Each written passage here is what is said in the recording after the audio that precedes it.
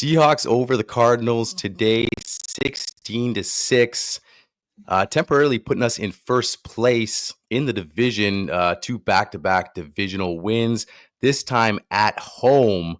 Huge win for the Seahawks, and we're going to get into all of it live with you guys. Q&A, guys, throw in your comments, and also coming out to hang out with us tonight to help us break it all down is Dan Vians from Seahawks Forever.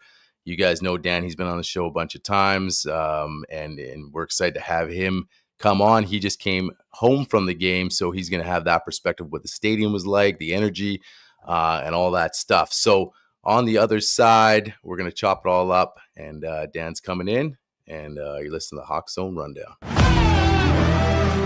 Well, I'm the best corner in the game. For this run. What a run.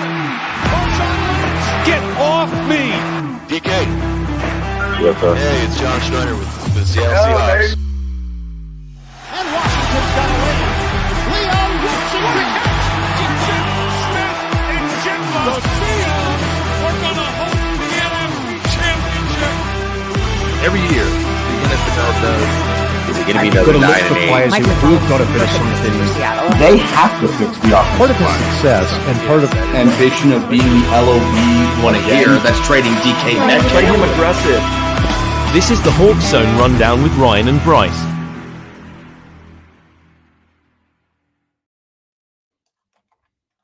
Welcome back to the HawkZone, guys. 16-6, Hawks over the Cardinals. Before we get going, just some housekeeping, guys. If you've been watching the channel and you haven't subbed yet, go down, hit the subscribe button, hit the like button, share the videos, all that good stuff helps out the channel.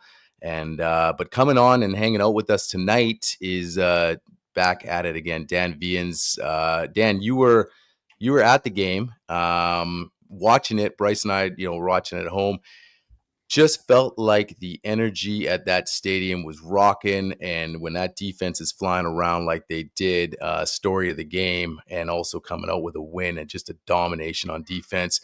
First of all, appreciate you coming on, hanging out. And what was it like down there at that stadium watching the Hawks take care of the Cardinals, and now we're in first place?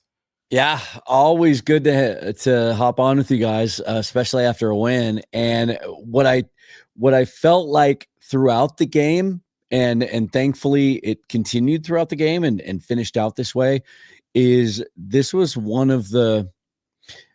this game was the closest I've felt in quite a while to that 2013, 2014, 2015 vibe. The crowd was on it from the first moment. I was kind of happy that we won the toss and deferred, got to start out on defense. Crowd was into it. They were all in their seats. Sometimes at kickoff, that's been an issue in years past. Like they just aren't ready to go when the Seahawks are. But the intensity was there. I thought the crowd was big.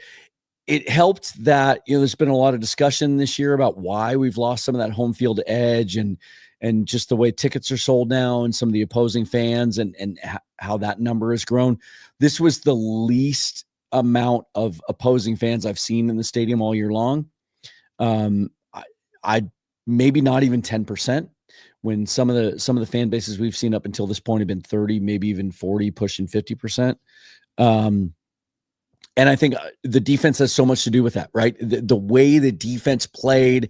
This is now the third game in a row that we've seen this type of effort. And so it feels sustainable. And I think the crowd fed off of that, and it gave the Seahawks an edge in that area. And from the very first moment, sent a message to this Cardinals team coming off a bye, feeling good about themselves, that like, hey, this is different. This is different. Now you're the favorite. You're in first place. It's not that you didn't play with any pressure those first 10 games. This is pressure. You're playing a team that's trying to get where you are, and against a crowd that wants this team to get to where they've been in the past. And I think the Cardinals may have been a little bit surprised or certainly affected by what they faced today with that atmosphere.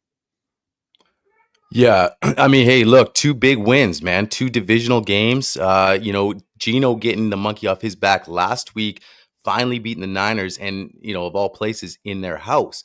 Now you come back here, we've been struggling at home, and a little bit of a monkey on the back at home, and especially they know this crowd's like, come on, man, we're at home. This place used to be a place where nobody wanted to come in and play ball, and so it was almost like, I'm not gonna say a must win at home, but you gotta start doing something at home, and they really did. And I felt like, and we're gonna touch on both sides of the ball. But just you mentioned energy, and I just want to touch on the energy, just the way the defense was bringing that energy. It carried over to, and I understand the offense wasn't flowing, and we'll talk about that. But it just is the energy just played off everybody. Even when you see Farrell Brown later in the game, just willing his way and pushing defenders out of just manhandling guys. That's energy to me, and that is awesome to see. And just.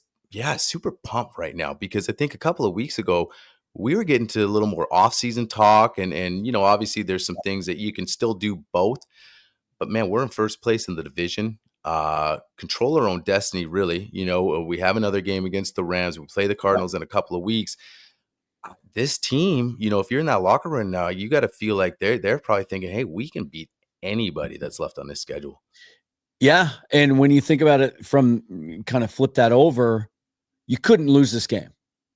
You just couldn't. You couldn't lose a fifth straight game at home, in a game that meant so much. And coming off, finally beating the 49ers, first time since December 21, Geno's first win over the Niners. Now you're playing a team he's never lost to, right? You talk about flipping the script. You just couldn't lose this game if you have any aspirations of winning this division, which might be what it takes to get into the playoffs. I don't know that a wild card team is going to come out of this division the way it stacks up right now. And so it was so crucial. And I think the fact that the offense, the first 7-8 weeks of the year, it was like, we loved watching the offense. They could move the ball against anybody, but the defense couldn't stop a nosebleed. And now it's flipped around. Now I think this is a more sustainable formula if you had to choose. But God, can we just get a complete game? But listen, let's just enjoy where we're at right now, which is the decisions they've made in regards to this defense the last couple of weeks. That, during the bye week, when you decide, well, you trade Jerome Baker at the trade deadline, you cut Terrell Dodson, lots of criticism about how that means you failed at those two personnel choices in the offseason. But it sure looks good now, right? Like the I don't know what's worse, making the bad decisions in the first place, the decisions that don't work out, or sticking with them and being stubborn. And I think too many times between 15 and 21, we've been hesitant to move off of those decisions that haven't worked out. They made the decision quickly. Look, this just isn't working. These linebackers aren't good enough to run the scheme that I want to run. And now this reminds me very, very much of those 13, 14, 15 run defenses where from the first series of the game, you just felt like we took the run away. This team can't run the football against us, forcing them to have to throw the ball.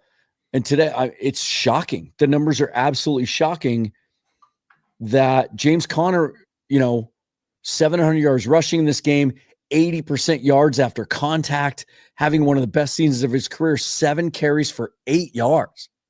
Are you kidding me? And Trey Benson, Trey Benson coming off his best game as a pro, as a rookie 2 weeks ago, 10 carries for 62 yards, I think goes 4 carries for 18 yards. So, 11 carries for 26 yards between those two running backs. That's remarkable. It's unbelievable. And it feels legit. It feels real. It feels sustainable. Not to mention that we pressured Kyler Murray constantly throughout this game in a way that I didn't expect us to be able to.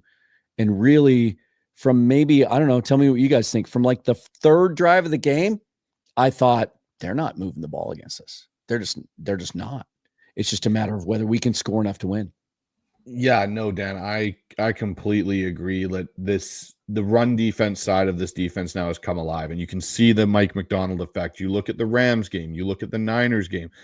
This is kind of what we brought him here to do, was to fix the run defense Yeah. and make it back to what we kind of were before, where we take the run away and you play into what we do. And that's how Mike McDonald's defenses worked in Baltimore and in Michigan, was they took the run away, and then you throw into these exotic coverages he likes to run in the back end and these simulation pressures, and that's where they get their turnovers from. And, you know, the thing for me that was even more surprising about this game was this is the healthiest the Cardinals have been on offense all year. Yeah. They're coming off a bye week of prep, and that's what happened when you came out. James Conner looked, you know, everyone's, you know, me and Ryan, when we had our preview show, we're saying, like, they have to stop the run. You have to mitigate James Conner in this run game if you're going to win this football game.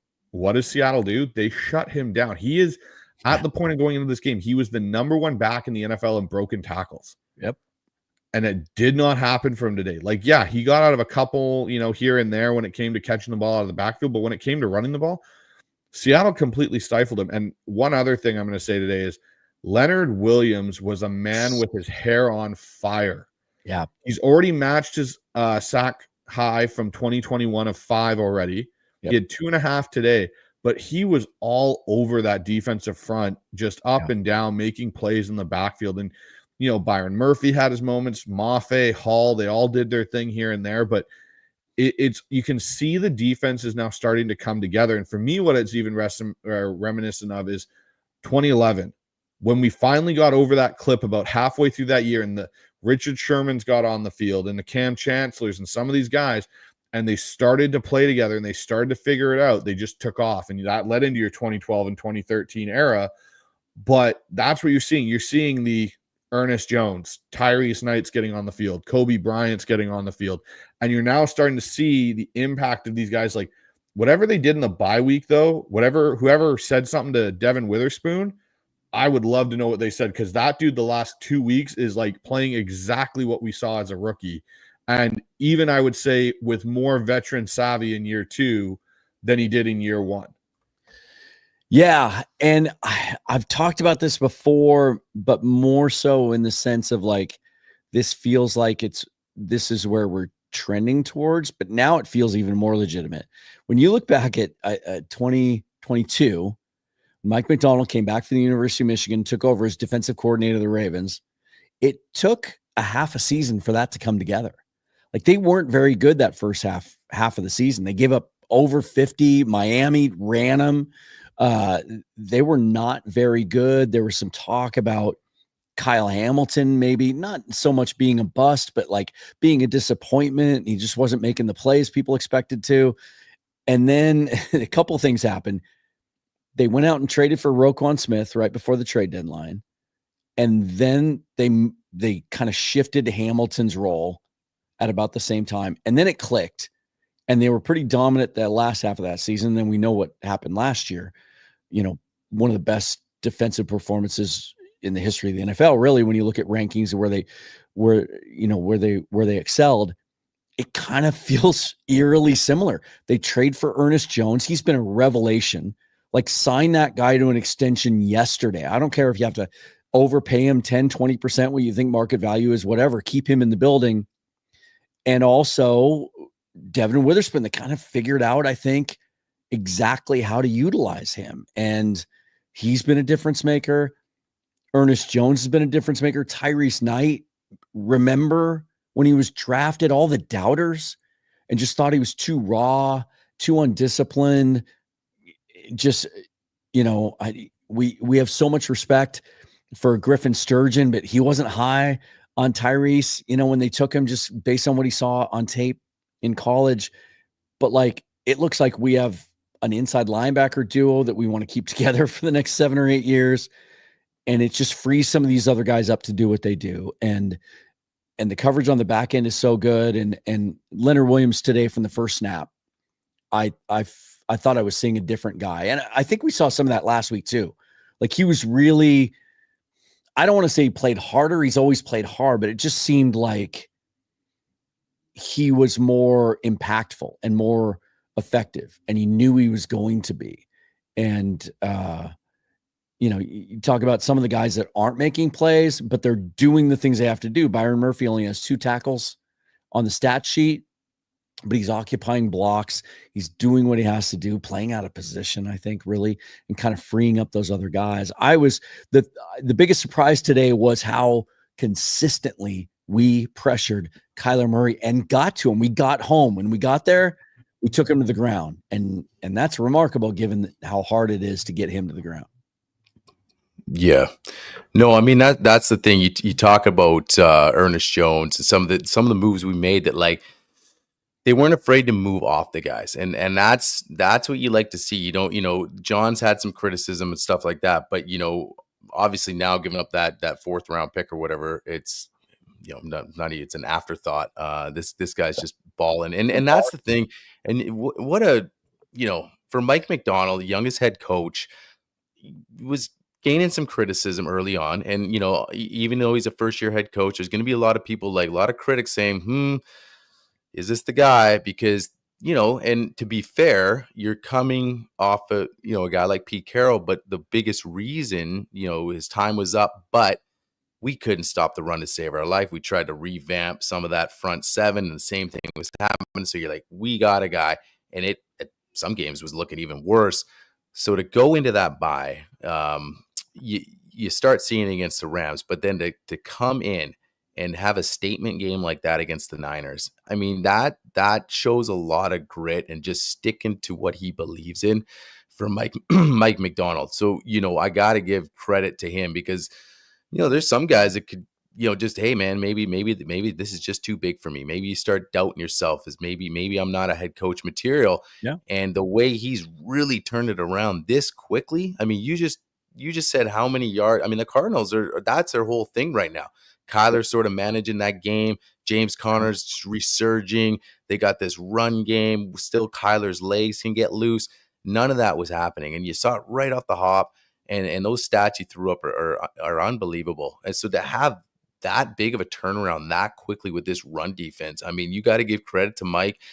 And now when you were in the stadium, but looking just that energy. And like you said, 2012, 13, 14, yeah, I mean, how can you not feel that way? And I don't think this is a case of getting ahead of ourselves. It feels like you said, this was real.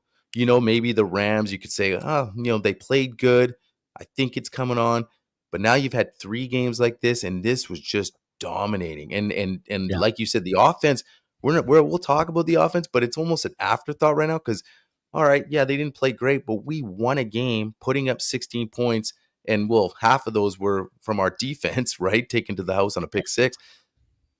Man, you're feeling good because, like I said, and I'm not saying we'll figure it out offensively. Maybe we have to make changes, but man, it just feels like it's a lot harder to figure it out on the defensive side. You know what I mean? Than the offense. So Yeah. the fact that they're clicking right now on that run defense and everywhere, and Kyler you just had that confidence, like this guy's not going to move the ball at all today. No. After a while. So that gives you energy and just an awesome feeling.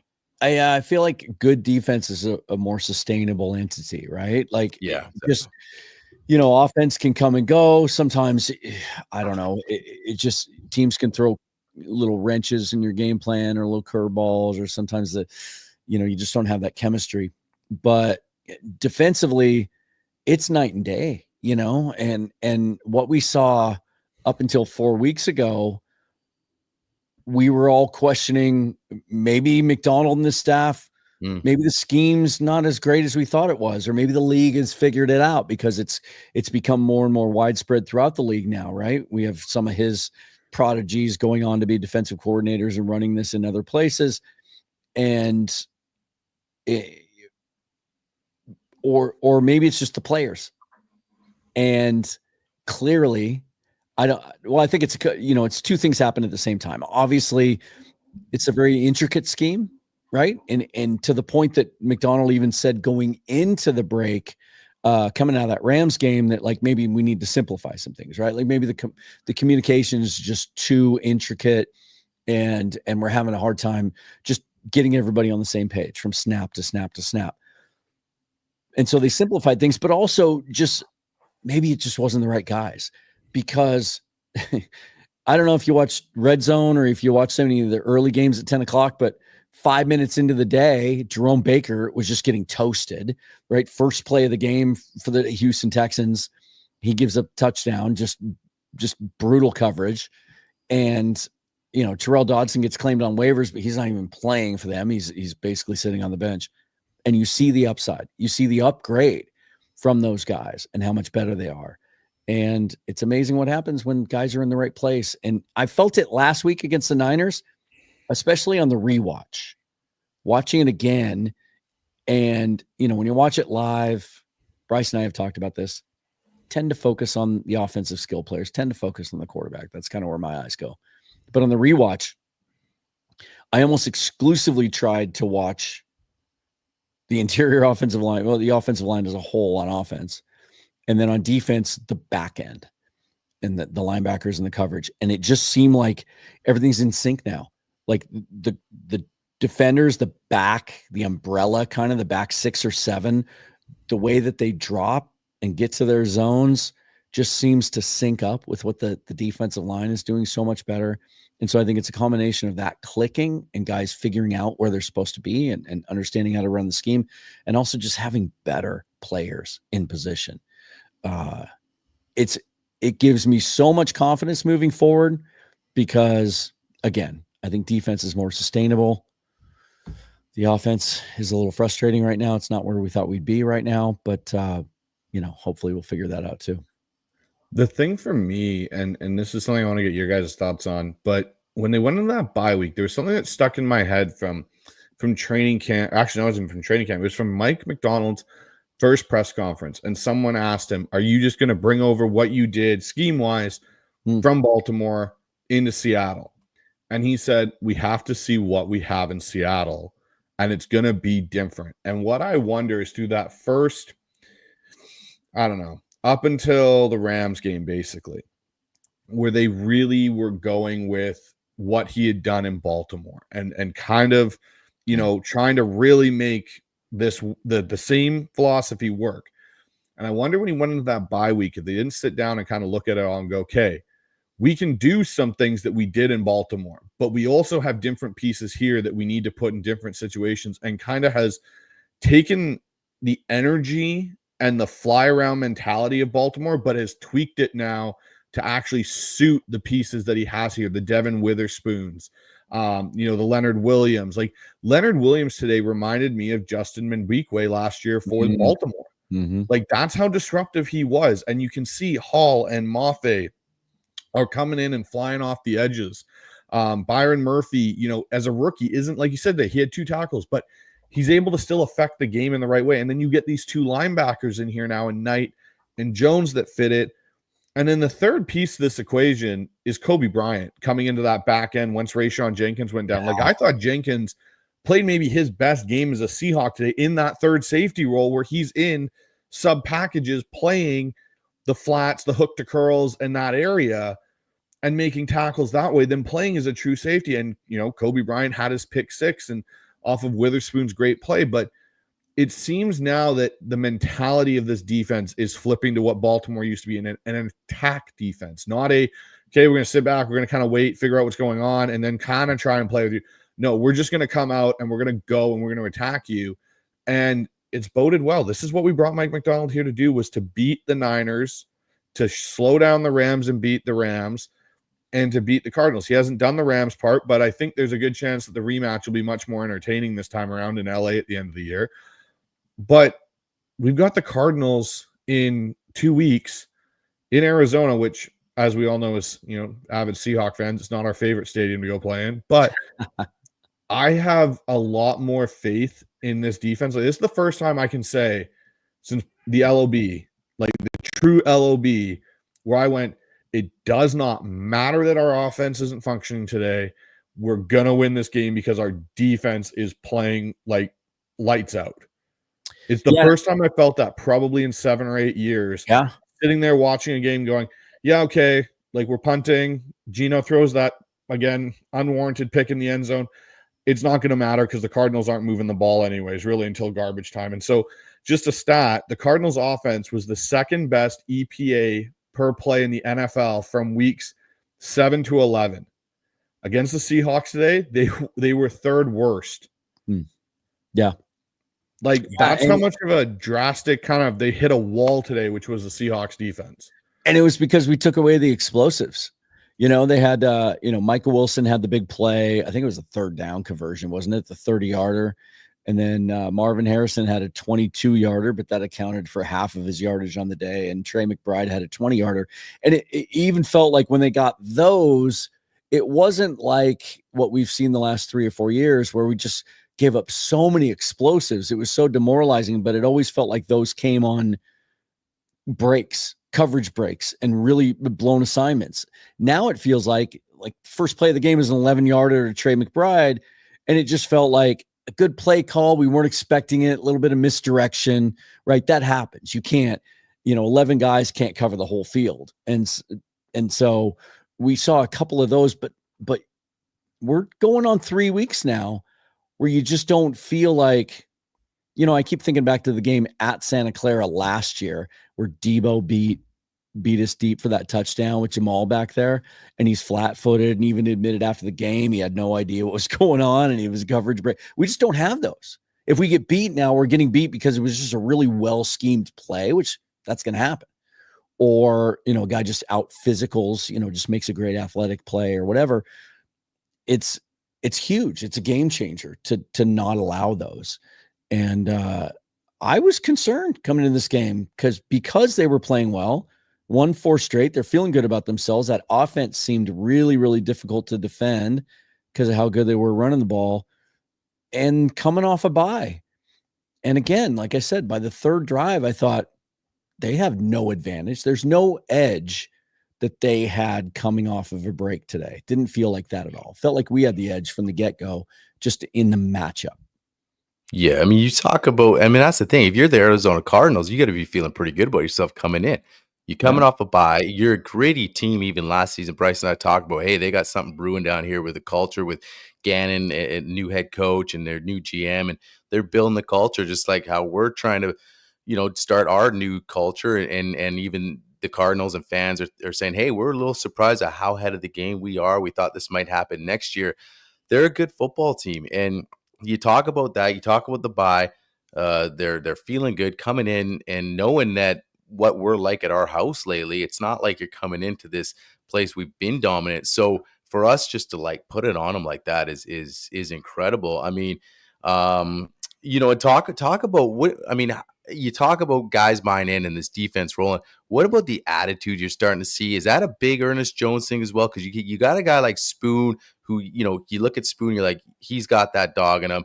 And then, Kobe Bryant a little bit, but just that just seemed to totally just take it to another level once Jones came in here. And even in his presser, this is what you're getting from me. I'm a dog. Just, what he's bringing and how that can rub off.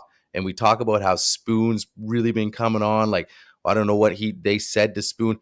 Maybe it's just the fact that you're looking over here at practice. You got this guy, no BS, and let's get to work.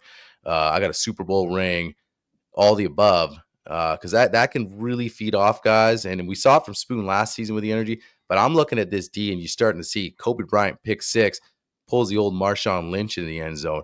You'd love to see that stuff, because that's what Legion of Boom and that team. And I when I mentioned at the beginning of the show how you guys had Pharaoh Brown just feeding off that, manhandling guys, canine sharpening, hurdling dudes. It was like everything's just fed. And I wonder, sometimes it doesn't take much. It can take a player or two coming in this door to really sort of, it's a combination, I think. Or what's your take on that, Dan? I think about what Leonard Williams said. I can't remember if it was before the Rams game or after the Rams game, maybe after the loss, where he was talking about how guys just were trying to do too much and they didn't trust. They didn't stick to what their responsibility was. And they were just trying to make a play. And, as soon as you do that and you're out of your gap or whatever, then it falls on other guys. I just think that something clicked in that week leading up to the Rams game. And a combination of things like we were talking earlier. I think McDonald simplifying some of the calls, but also Jones getting in there. And then, in the Rams, it was still Dodson, but then, the move from Dodson to Knight, that I think guys are just able to focus on what they're supposed to do now. And that's why we're seeing Witherspoon thrive now. It's not because he's playing harder or anything clicked in necessarily for him. It's just he knows that all he has to worry about is his responsibility. I think that's why Jones is looking so good, because I think the guys up front are hitting, they're covering the gaps they're supposed to cover.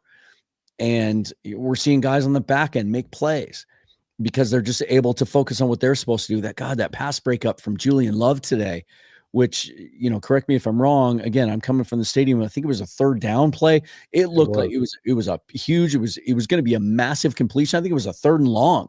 Wasn't it like a 3rd and 14 or 15? Yeah. And Kyler had to scramble a little bit, and it looked like, watching it, he's throwing away from where my seats are. And I thought, that's a completion. Shit. They're going to have not only a first down, but they're going to have the ball close to the red zone.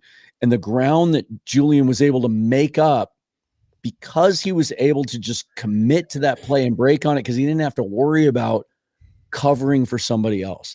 I think that's where this defense is now. They all know what their assignments are and what they have to do, and they all trust each other. And that's why I think the performance on the field is starting to match what we feel like the talent has been on this defense. But it just didn't match before. It was kind of incongruent. It was like, why isn't this group of 11 guys playing better? Because we feel like individually the sum of the parts, or the parts individually, were really good. Now the sum of the parts is starting to look like what we thought it would be. The only glaring issue today, and I think this on otherwise a stellar defensive performance, was Trey McBride. That guy had a game today, and it was the tight end situation again, which, we're talking about a guy that I believe, if I look at it correctly, was 12 catches for 133 yards. Yeah. Like, again, the tight end position, and Ryan, you and me talked about this on the preview show, he was the guy. I wasn't so worried about Marvin Harrison Jr. Like, he, to me, hasn't lived up to the billing he was supposed to as a drafted player. He's been good, but he hasn't been what everyone thought. He was supposed to be this, generational talent receiver. Trey McBride, to me, again, proved why he's one of the top tight ends in football. But I think that's the only thing you can, kind of, if you were to go back, and Mike McDonald kind of alluded to in his post-game press conference, which was, hey, it's not always as great as it feels, and it's not always as bad as it looks, but it's somewhere in between. And I think that's one area, like if I'm, the Jets or the Cardinals again, that's an area I'd want to attack again in Seattle is, hey, let's use our tight end if we can up the seam on the corner route, which is what they got him. But I think that's always something that Mike McDonald's going to look at. But what I'll say from that point, guys, is I'm going to put up another thing here. What are the issues with this offense? And it's the only thing, and we're going to try and keep this as positive as possible, but the defense is now playing well, and it's like the offense is just, it can't get out of first gear. There are moments, and it spurts and it sputters, and you see these big plays to JSN and stuff, and then it's just like all of a sudden we're stalled out on the side of the highway again.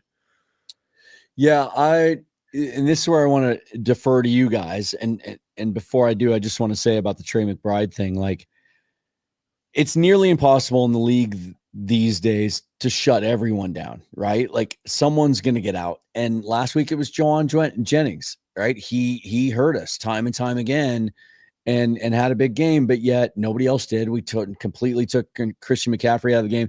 Deebo Samuel was a non-factor, right?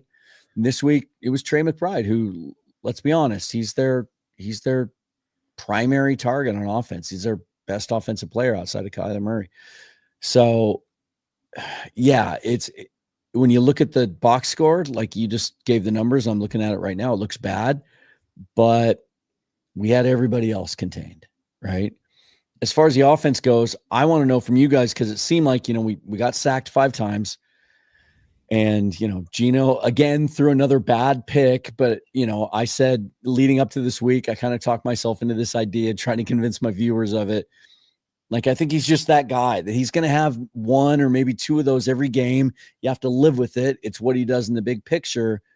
But it seemed to me like when he got sacked, most of those felt like, being in the stadium, they were sending extra guys, right? They were blitzes that we didn't pick up and we didn't handle effectively. But there were also, it felt like to me, way more times out of his, well, he had 31 attempts. I don't know how many dropbacks he had. 39. Okay, 39 dropback. It felt like there were way more than we're accustomed to seeing from this group, where he had all day to throw. And that's something that up until a couple weeks ago never happened. You wouldn't even get the random like play here and there where it's like, oh shoot, he had a lot of time on that one. So, baby steps, I guess, moving forward. Yeah. Again, there was another change in personnel on the offensive line today with Bradford going out, but that's the thing that concerns me a little bit, because going up against a team that ranked 30th in the league in pressure percentage, we weren't able to run the ball effectively. Although, again, I give Ryan Grubb credit for, we ran it 22 times to running backs. At least he didn't abandon it, but there were some issues there against a team that hasn't been pressuring the quarterback. We gave up some pressure, and that still concerns me, because I don't think we're going to expect to fix the running game this year. It just doesn't feel like it's going to click and we're going to start running for 160 yards a game. And so we need that passing offense to be as good as it was weeks 1 through, 7 or 8. And that seems to be regressing. What do you guys think? For me, looking at some of the sacks today from Geno, there were a couple where they brought extra pressure. It wasn't picked up. And sometimes when Charbonnet was in there, his pass pro wasn't as good as it's been. And what he's kind of basically been touted as his big selling point to us as the Seahawks is, hey, he's going to be like our pass pro specialist. And he has struggled last week with Abe basically blocking Abe Lucas and letting Nick Bosa free. And he had some struggle points today with it as well. But some of the sacks too, I think you could almost say that Geno held on too long. And he didn't step up at points when he could have. I still think he's trying to figure out this new alignment of this offensive line, because now, like you said, he is getting time. Olu being an anchor in there Olu as a center has changed a lot in the last 2 games. Like it's been drastically different watching Olu play center than, what we saw in the preseason and even what we saw from Connor Williams. Like Olu, I can basically say it now, to seeing 2 games now, he has been an upgrade at the center position over Connor Williams. Yeah. And I think Geno's still going to get used to the ability he can step up more into that pocket, because some of the times he would, back out and so on. But with this offense, the thing for me is I want to see more movement from Geno. Like, I want to see Ryan Grubb call bootlegs and sprint outs and slide the pocket and do some things like that to move the pocket, because it makes it harder for a D-line. If they always know, hey, Geno's dropping straight back, or if he does play action, he's going to be straight back in a pocket. Their tee-off points are so much easier. If it's constantly like, oh, are they going to slide right? Are they going to slide left? Is he going to fake it and boot out? It would make things, like a couple of times today, I think there was one even where he faked it, boot to his left, and dropped the ball to A.J. Barner, who turned it into a first down. Mm-hmm. Those are plays that you watch out of like the Rams offense that are staple drive movers for them when they need to get something going. But it seems like it's far and few between for Seattle. And, I'm really starting to question Ryan Grubb in a lot of ways, because, again, one of the biggest jobs as an OC is to try and make your life for your O-line easier. And he is struggling to do that. And it is becoming more and more evident that I don't know if Ryan Grubb may be a great designer of concepts. He gets guys open, like JSN a couple of times. They got him open. But when it comes to getting the drive going and sustaining some consistency and having a good mix with a counterpunch with your run, he doesn't seem to have that right now. And that's something that's really worrisome to me as we potentially talk about this team making a playoff push. Yeah. That gets so much harder in the playoffs. Yeah. I mean, I will say this too. The one thing is, we talked about on the preview game that Geno had to have a clean game. That was one of our keys to winning. I didn't think this defense was going to be as dominant, but again, those are something that's, because we talk about Geno, we really like him. He's got all the tools in the tool bag, but it's like sometimes the decision making, and even on the broadcast, are like, he could have ran, like he had room to run, if he really wanted to. And then usually when you see that, you got a guy open. He's not recognizing that it's like a poor decision. You're not seeing that defender, and these are red zone picks.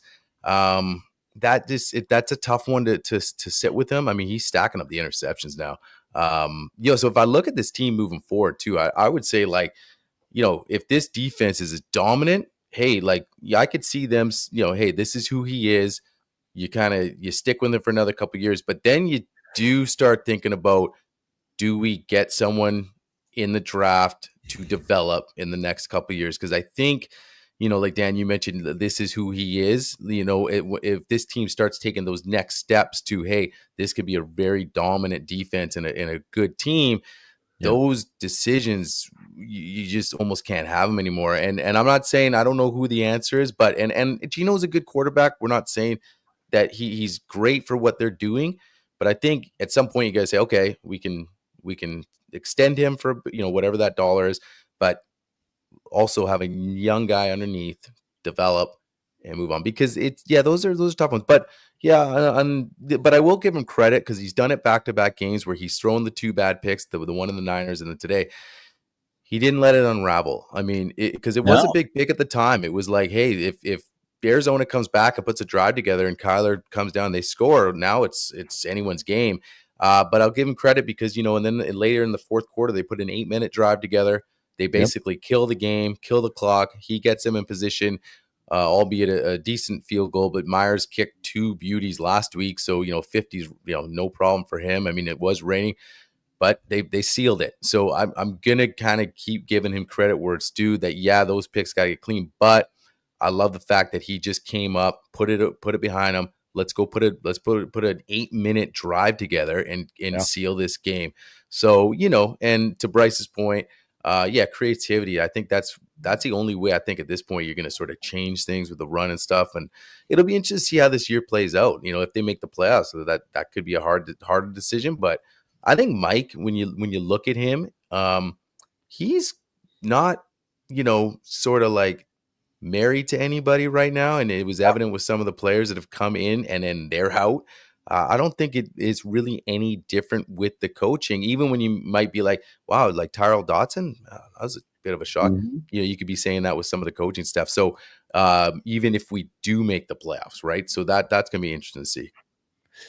Yeah, there's a lot to unpack there. I'll take it from your last point and kind of work backwards. I think based on what we've seen in this first, 2/3 of a season from Mike McDonald, his first year as a head coach, in regards to player personnel, do we have any doubts that if we go into this offseason and they evaluate where they are and where they need to get to, if he has doubts about Ryan Grubb being able to run the kind of offense he wants to run, to be the team he wants it to be, that he'll move on from him? I don't think he'll hesitate for a second, right?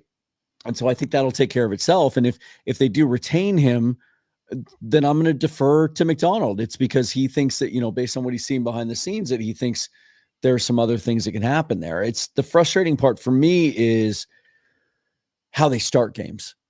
They just don't. I don't know if Grubb scripts his plays. I don't know if they've talked about that at all. Some OCs do and some don't. I can't honestly tell you if I've heard anyone say that he does. If he does, throw the script out, because I feel like he gets better in situations later in the game where they're kind of behind the 8 ball a little bit and there's some pressure on them and they have to go tempo. I mean, we saw some adjustments last week in particular, coming out of the bye. I think their under center usage went from, I talked about this on the show the other day. I think it was like 18% weeks 1 through 9. It was 40% against the Niners. I felt like it was more than that tonight. Saw a lot of under center. It wasn't necessarily that much more effective. But early in games, I feel like he's so aggressive and greedy, and he feels so strongly that Geno can make plays down the field that he calls all these, and Bryce, you'd be able to recognize this as well as anyone. He calls all these plays early in games that are intended to get big chunks and explosive plays, instead of coming out from the get-go and leaning into the quick game, right? And trying to get teams a little bit coming forward maybe and having to play things in front of them and just getting, 4 or 5 yards a game and trying to have the pass game be a little bit more of an extension of the run game. It's frustrating how slowly they start games, because we can see the impact when this team has a lead. And I talked about this before the game as one of my keys to the game. If they can play from ahead, then McDonald can really unload everything in his toolbox with his defense and really cause problems for the other offense. It's jury's still out to me on Ryan Grubb. I don't understand the 3rd and shorts and the 4th and shorts and the lack of creativity that we saw from him in college. I don't understand the slow starts. And I don't understand the inability, and I don't know if this is all his responsibility or if it's Scott Huff or whatever, the inability to create running lanes. It's kind of an interesting thing, because for me watching the game, when I watch Seattle on offense, I watched it a lot of the way through my own coaching lens of like, okay, how would I call in this situation? You know, what do I like? What am I seeing? And then when I go back and watch the all 22, I try and match up the notes that I take during the game. And one thing that I took down today that, you know, really kind of stood out to me was there's nothing easy for Geno in a lot of ways, like with a pass game. It's a lot of deep, you know, in breaking concepts with, you know, vertical threats to kind of pull the safeties out. And with that being said, there's no easy throws when things aren't there. And with this O-line, there should be a lot of quick passes, and there should be an emphasis on a quick game, especially when your running game isn't working. And so it was funny because I was watching a documentary on Bill Walsh and his offensive philosophy.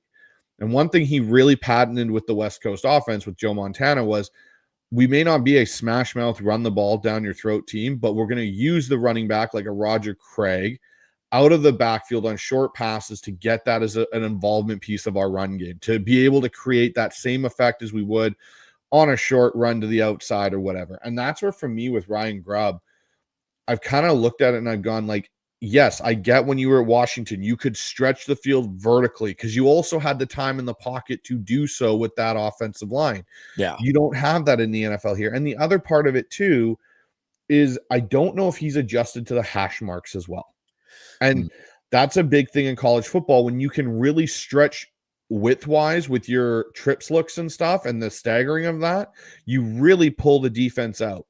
Now, in the NFL, you don't really get that same kind of width adjustment. And so windows are tighter and stuff. And I think, you know, there was one point today where Geno had, I think, at least 4 seconds or 5 seconds to throw a ball. Like, he was literally going over progressions twice and then had to throw it away because no one was open. Yeah.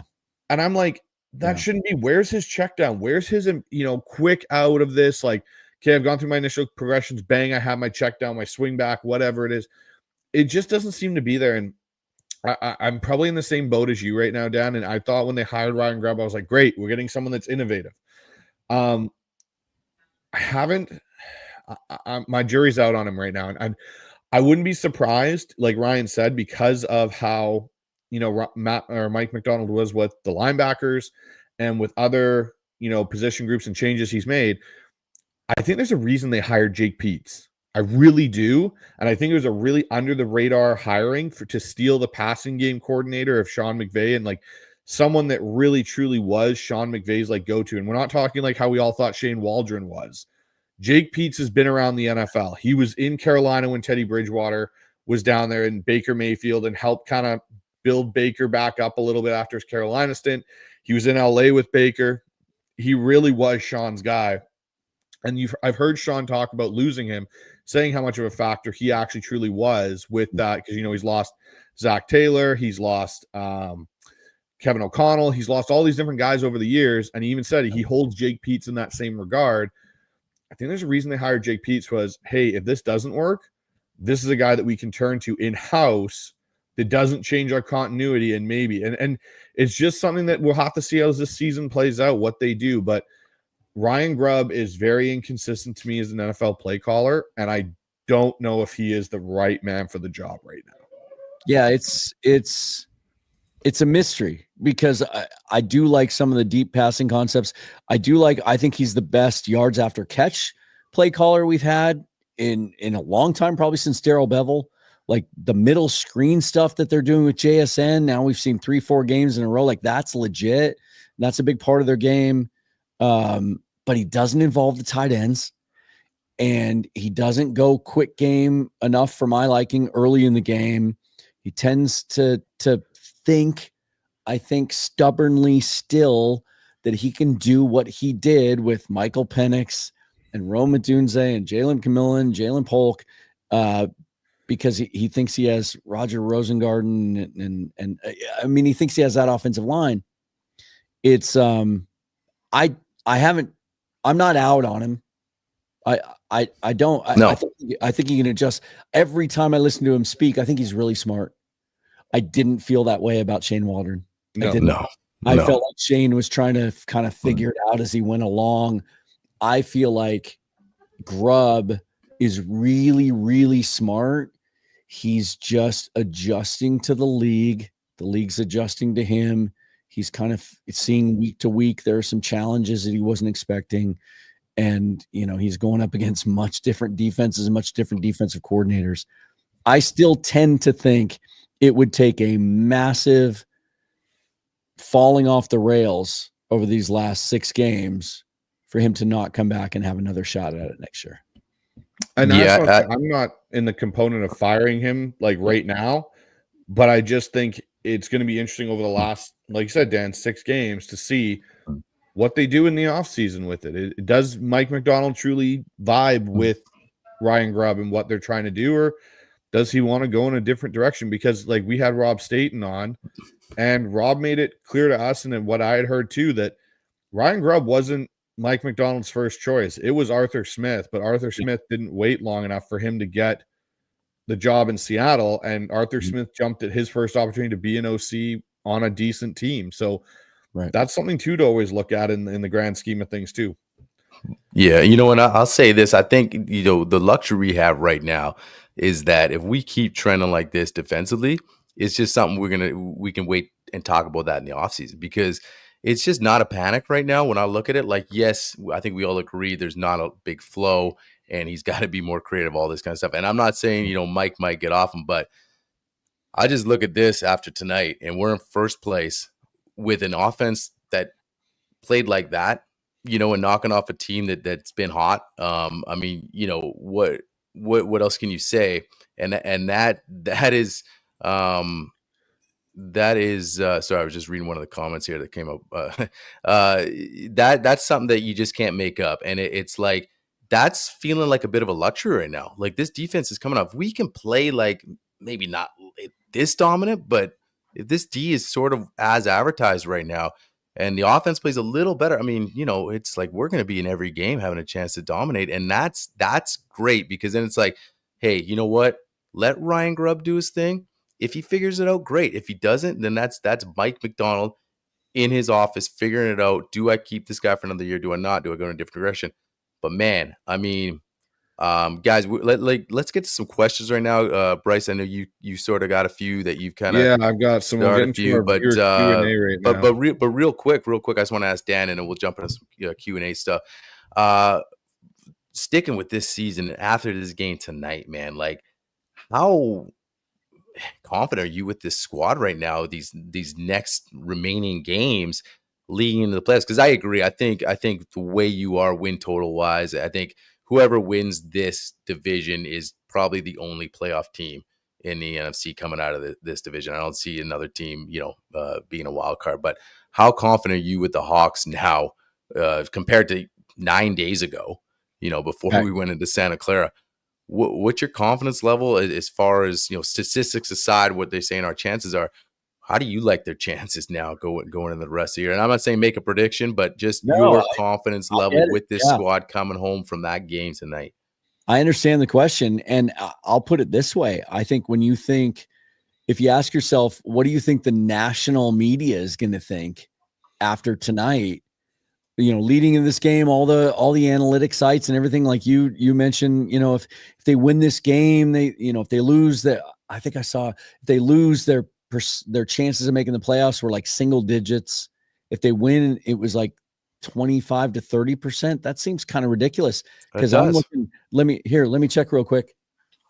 Oh yeah, the Rams are behind 20-7 right now to the Eagles. So if they lose this game, if things trend that way, then the Seahawks will be all alone in first place. Right. And you look at what's happening in San Francisco. To me, they're out.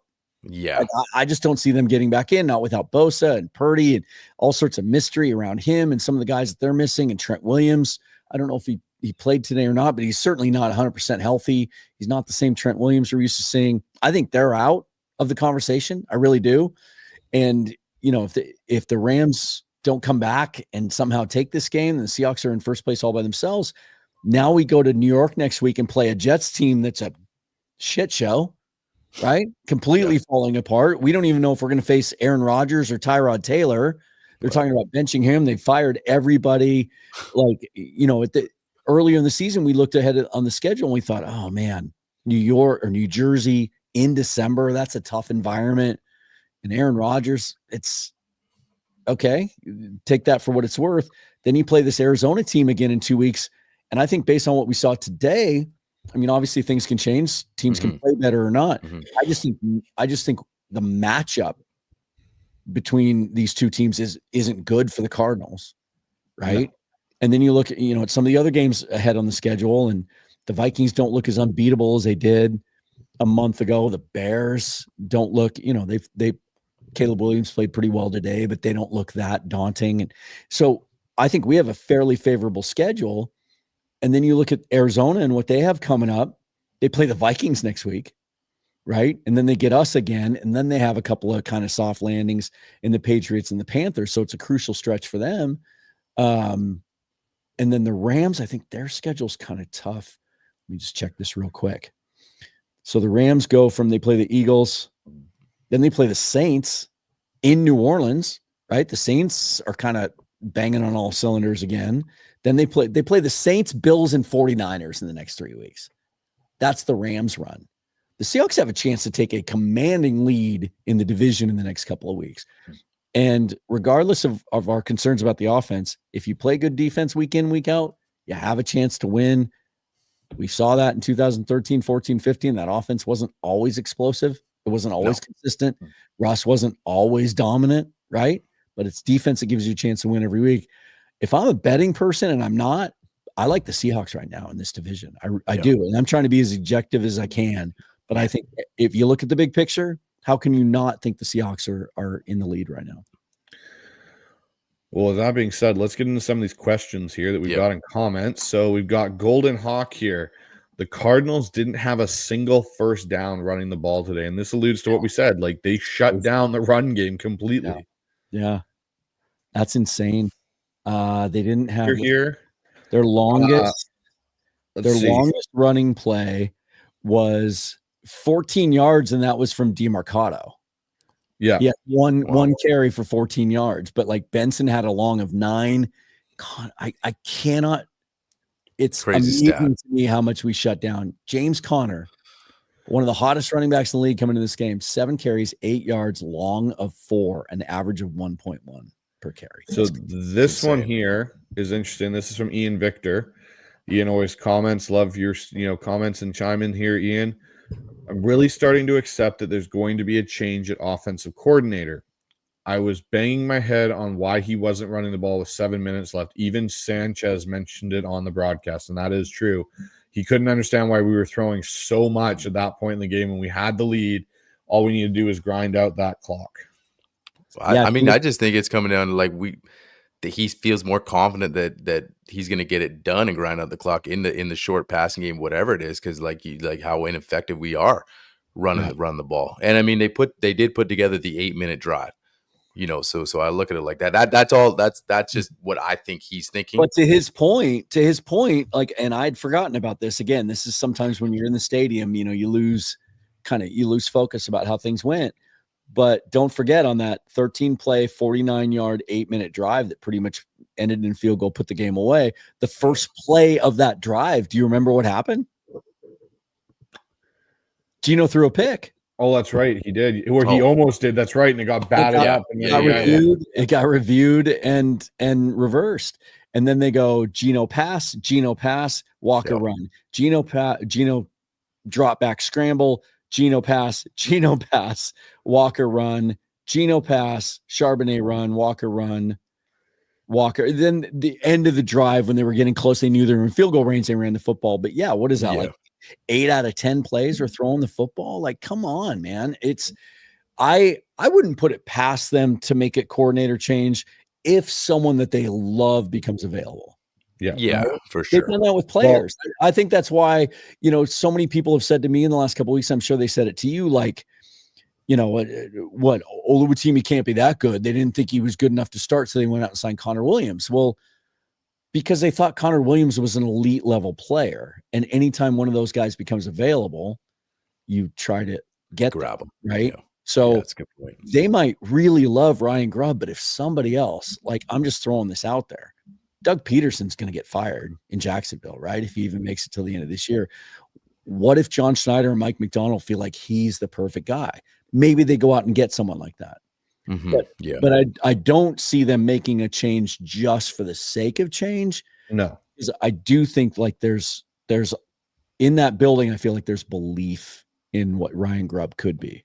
Yeah. So here's one name I'll throw at you, Dan, before I get down to our comment here, that I think is another guy that could become available as well, that Seattle has been very interested over 2 seasons. Ben Arbuckle. No. It's a WSU joke. Kafka. I mean, we know they like him, right? For head coach. Well, that's what I mean. They like him, but like I know the Giants defense or offense looks horrible. But we also know that Brian Daboll has taken over that whole situation with play calling and everything. Yeah, that whole thing where they like said they were going to give him play calling, and that's why they didn't allow him to interview or to take the offensive coordinator job because they you said Arthur Smith, but it's on record like they were going to hire Mike Kafka. Yeah. If the Giants had let us.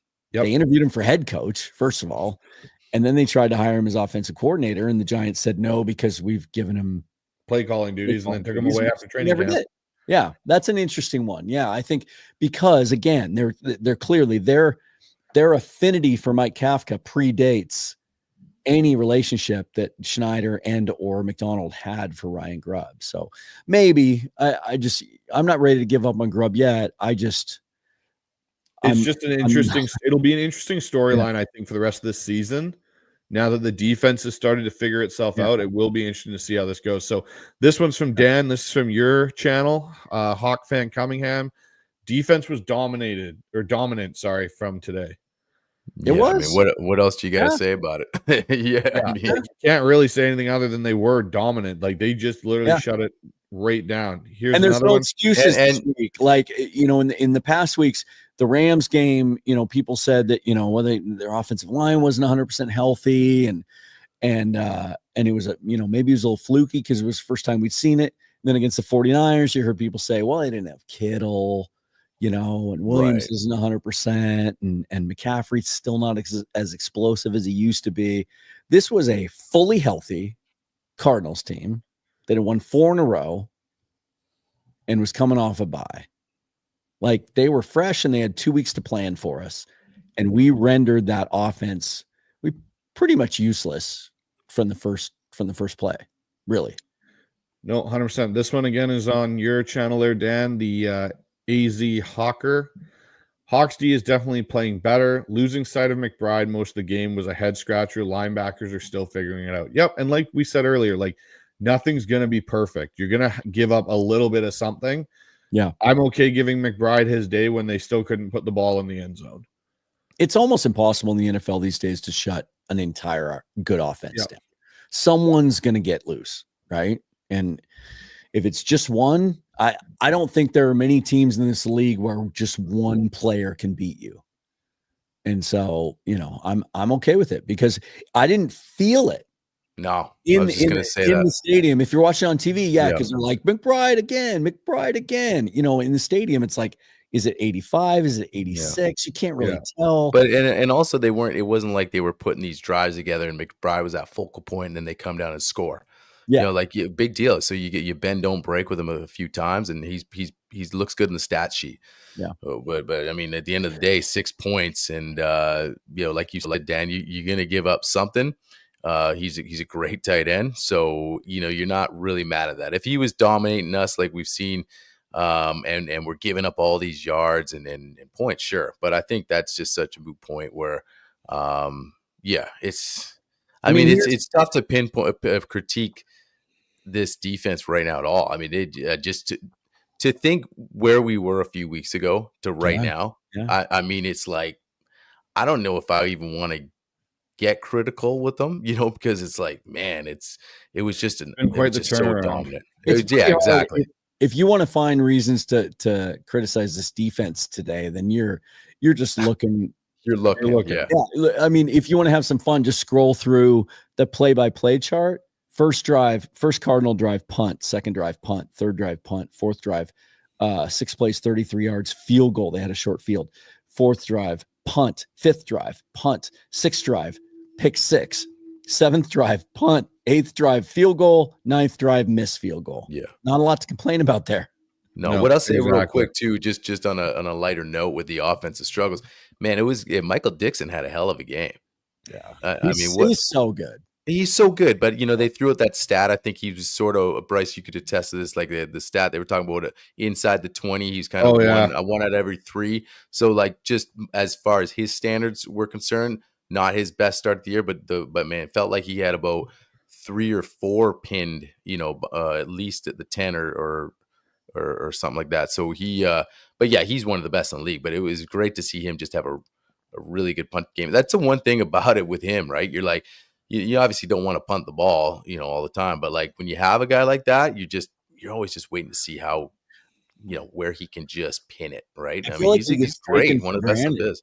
I really do. I think he's so good that people just forget about him because it's a rookie year. He won. He was all pro, and then he hasn't even been voted to the Pro Bowl since. Even though every single year since his rookie year, his numbers have gotten better.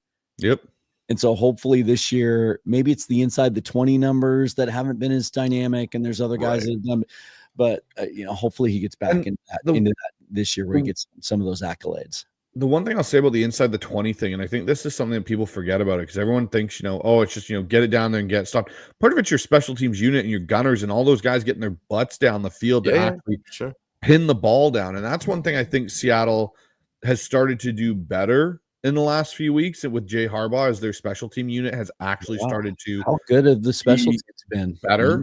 Mm-hmm. And the only guy that my jury's out on for what we pay him is Jason Myers, but that's just, again. But he's come on late. He's come on really good of late. Yeah, I mean, he missed extra point, but that's one thing I'll look at and go like, But so let's keep going through these because we got a lot of these, comments coming in, guys. So I'm not even going to try and pronounce that. I apologize because I don't want to butcher it. Basically says if this D is getting hot like they are, watch out, NFL. We just need the O to be average, and we will surprise a lot of people. I agree. If the offense is average and we get it to be more consistent with the way this D is playing, this is going to be a very, very good team. Brendan Myers here. Live with the picks. When the interceptions are back-breaking red zone turnovers, it's difficult arithmetic.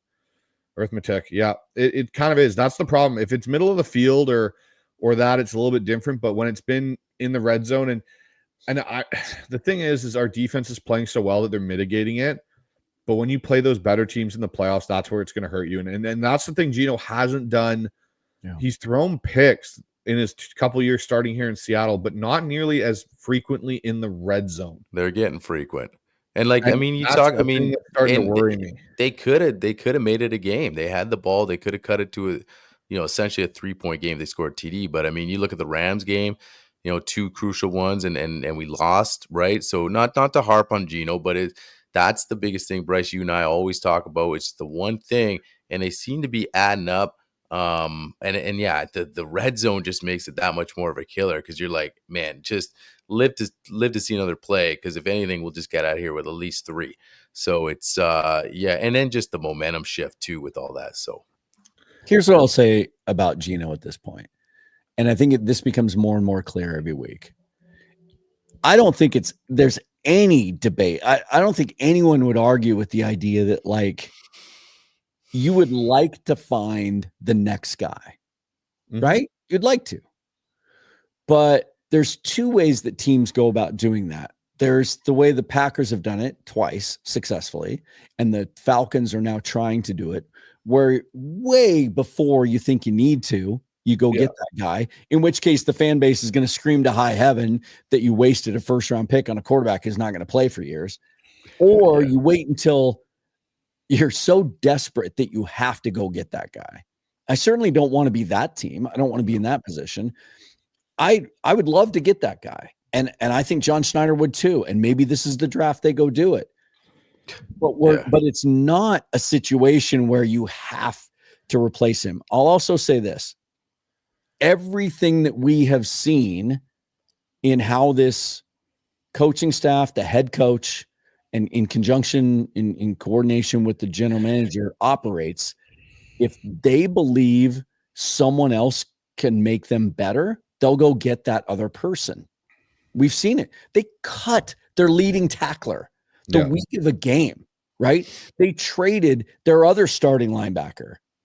It's if they think Geno Smith's not the guy and Sam Howell can do just as well, they'll make that move, right? They're not going to hang on to the quarterback just because they're afraid or they're risk averse and they're afraid that, they can't find anybody better. So I just think they need to table that whole conversation until later. Because, it gives us a chance to win every week. It's just, we hear Mike McDonald talk about complimentary football. And I think that, again, every single game, there's at least one bad pick, but would we be seeing those if we could run the ball effectively? Well, that's the other question. Run the ball, even league average effectiveness, he wouldn't have to make all those plays. And I think we'd see maybe half of that number. I think that pick number would be half of what it is. No, and the thing too, Dan, I agree with you, is with the regards to the next guy. I think you're in a really good situation with this year's draft, and I know people aren't high on this draft class. This is the perfect kind of draft with the talent that's there to draft and sit and develop, not forced to play right away. There's not a guy in this. Maybe Shedeur Sanders is the only one, but I don't think he really is the guy to go and play right away. But this is a draft where if you did take a Quinn Ewers or a McCord or Drew Allar, one of those guys, or Nussmeier, and you sit them for 2 years because you signed Geno till he's 37, and you sit them for 2 or 3 years, and then you go, okay, cool, the rest of this team is still built well. Our young talent's still good. We've still been able to replenish things. Cool, now we can insert a guy that's, he's 24, and he's finally going to take his first snap, or he's 25, but he's been sitting like the Jordan Love effect. And that's kind of the way that I think that John actually wants to do it. I don't think he wants to do what they but what they did with Russell. They got away with it because the team was so good and Russell was so good. They got lucky because Russell wasn't 6'4", 6'3". He was 5'10" and 3/4. Right. And that's how they were able to kind of get that whole situation going. We got Metal Dragon here from Dan's page at Seahawks Forever. Grubb wants to pass. That's what he did at Washington, and that's what he's doing here. I'm very concerned about his approach and how it's going to work in the NFL. And that's something that we've talked about, Dan, you at length about the pass game and, that drive right there that we went over. Pass, 8 out of 10 plays with 7 minutes left in the game when you should be able to grind some of that clock through the ground. We've seen him even at UW. I keep referencing the USC game on the road down there. Dylan Johnson had 33 carries, I think, for 250 yards. Like, just because that was the weakness in that USC defense, and he went to it. He doesn't have the pieces. I don't know that we can fully judge him on how much he is capable of incorporating the running game into his offense, because that's just, when he tries to run the football, the holes just aren't there. There hasn't even been, sometimes you just get lucky, right? Where you call a running play and you block it in a certain way, there's a massive hole. Even bad teams have plays like that from time to time. We just don't. And I don't know if that's design or if that's coaching or if that's technique or if it's just the talent up front or just not marrying the scheme to to the talent they have on hand. I don't know. I don't know what it is. But I wouldn't just make a blanket statement like that yet. It is still early. And then just one more thing on the Geno thing, when we were talking about that, it's in this quarterback class. I think something I'm going to be talking about a lot this offseason is, and maybe this is a John Schneider thing, they've never carried 3 quarterbacks on their 53-man roster. Other teams do. We're seeing the Giants do it, right? And they're not, I would say, I don't know, off the top of my head, maybe half the teams in the league carry a 3rd quarterback on their roster. And I think the Seahawks are going to have the perfect, provided they bring Geno back next year, whether on an extension or just, play out the contract. It's almost the perfect situation for what we're all talking about, where if you have Geno as your starter, you have Howell in the last year of his rookie deal at $1 million, it's nothing. Then you draft a guy, and this class, to your point, has some developmental guys that are going to be available in the 2nd, 3rd, 4th, 5th round. That's something we haven't seen in a while. There's some guys that have to come out this year because they've used up their COVID years. And so, whatever names, add whatever names you want. Maybe a guy like Will Howard or Kyle McCord or, guys like that might be, you might feel like they have starter upside, but they need some time, and just commit a 3rd spot on the roster to that guy to give yourselves another chance to develop a quarterback, because D Williams isn't, I keep talking about this, but to me, he's a waste of a roster spot, just like Nick Bellore was for 10 years before him. So give that spot to a quarterback and maybe give yourselves just another chance of finding a guy. Hey, I got what do we got here? I just want to bring this one up real quick, Bryce, because we haven't really talked about this much, but seriously, this is something we got to kind of have a little 49ers. We got to have a little fun with it. How, the Niners full panic mode, man. I mean, they coming off a Super Bowl loss, Bryce mentioned it in the offseason, like, maybe there's going to be some Super Bowl hangover. But man, they're falling pretty hard. And I know they got injuries, but you got to be like, man, if you're Niners, you just, man, is this era over? And then they also have the question, do we pay Brock Purdy? I don't want to get into all that, but like, I wouldn't want to be in their position right now if you're a Niners fan, because just for us, we got this new culture coming into play here, and the way this defense is, I like the way we're trending, and passing to the guard. I mean, the Niners, it's tough to be that. I mean, they've been dominating in our division for a long time. That doesn't happen that often to keep it up like that, right? So I'll make a prediction right now. Brock Purdy's not getting an extension this offseason. No. Why would you? He's on a 7th round rookie contract. I agree. Right? Making like peanuts against your salary cap. He has no leverage. No. Right? Is he going to hold out? Yeah, probably not. No, right? But I mean, if you look at the end of last season, I mean, I think the leverage was there, and how quickly things can turn. He was just a guy that's always in prove it mode. Right. And the second that, now your team's like this, you kind of exposed, because they always talked about, man, he needs all those Avengers with him or it doesn't click with him. And now you have to wonder, like, is he just, he's not, I mean, he's kind of thick for his size, but he's not the biggest dude. Like, can he physically hold up? Because, this injury, the injury last year was like, he got hit, that was a little bit easier to identify, but now this shoulder thing, it's like, they really don't know. There's a lot of mystery around it. Like, they say they don't think it's going to be surgery, but he clearly wasn't himself last week. There were some throws he missed against us that he just normally doesn't miss. He just threw into the dirt or whatever. Like, but even before that, and he never showed up on any of the injury reports. Like, I don't know if they can trust him to give him a big extension. And so that's another distraction heading into next year. Exactly. Yeah. Right. And then you're starting to see they have to decide if they want to pay Hufanga. There's some other guys that have to be paid on that roster. You can only kick the can down the road so many times. And they've got some other weaknesses, big weaknesses on their roster that I don't know that you can fix them all in one offseason. So yeah, I think we're seeing the end of that Super Bowl window. Not to say that they couldn't bring it all back, because I have a tremendous amount of respect for Kyle Shanahan. I think John Lynch is really, really good at his job, but sometimes, those obstacles just get to be a little too much. We saw it ourselves, 15, 16. If you don't, it's almost like you have to keep having perfect off seasons to maintain that kind of window. Yeah. And they're obviously not having those, right?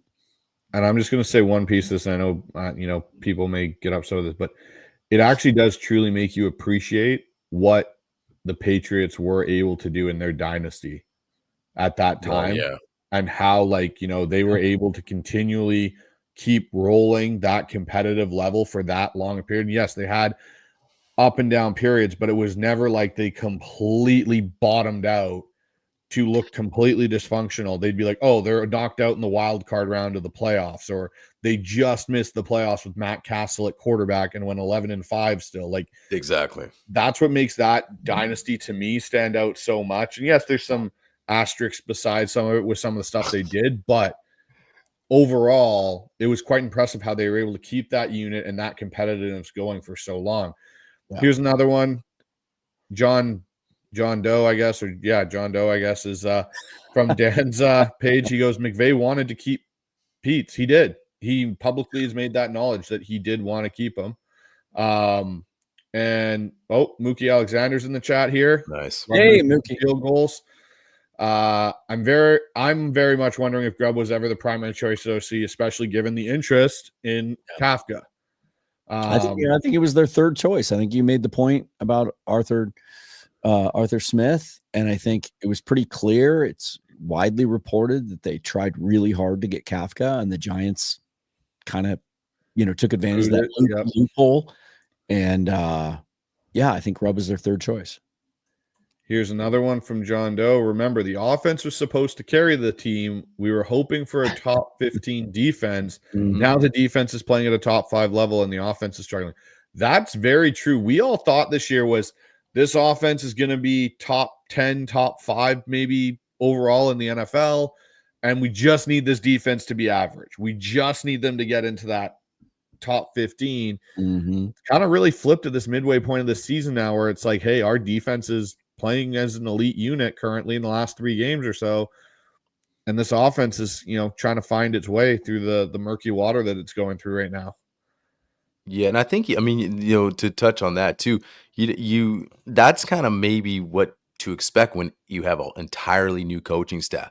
It's not like we had one constant on the offense, and we all know Shane Waldron wasn't the answer.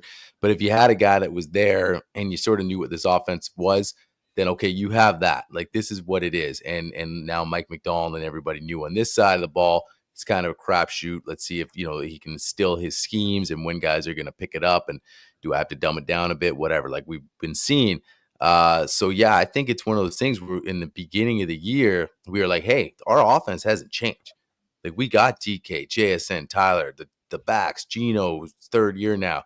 Like, we'll roll. And now with Ryan Grubb and all the stuff you hear about Washington, like, yeah, we should just take, that next step and get more, just get better at everything, really, because we have weapons. And so now we're like, whoa, what's going on? So now you're trying to figure that out. But that's Ryan Grubb trying to, like, to Bryce's point too, like, figure out the NFL, right? And so we'll see. So that's interesting. And now we're just like, whoa, defense is balling all of a sudden.